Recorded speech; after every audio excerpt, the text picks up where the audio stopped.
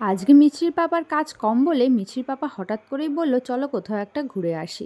তো কোথায় যাব? মিছরির পাপা বলল, চলো মিছরির মামার বাড়ি থেকেই ঘুরে আসি। তাই হঠাৎ করে কোনো রকম প্ল্যান ছাড়া আমরা যাব মিছরির মামার বাড়ি, মানে আমার বাপের বাড়ি। তো সমস্ত জিনিসপত্র গুছিয়ে নিলাম, এই মিছরি কয়েকটা জামা কাপড় আর কয়েকটা দরকারি জিনিসপত্র। তো হঠাৎ করেই যাচ্ছি, আর ওদেরকেও আমরা সারপ্রাইজ দেবো, বলিনি আগে থেকে যে আমরা যাচ্ছি। আর মিছরি দেখো বাইকে উঠেই ঘুমিয়ে গেছে, ও কোনো গাড়িতে উঠলেই না ঘুমিয়ে যায়। আর বাপের বাড়ি অনেক দিন আমি যাইনি, হঠাৎ করে যাচ্ছি, তো তাই খুব মজাও লাগছে।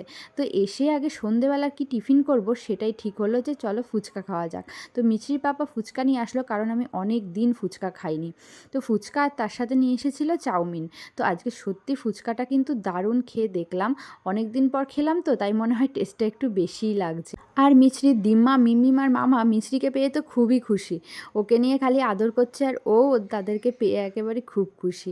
তো চলো লাস্টে চাউমিন টেস্ট করা যায়, তবে চাউমিনটা অতটা টেস্টি ছিল না, ফুচকাটাই কিন্তু বেশ ভালো লেগেছে।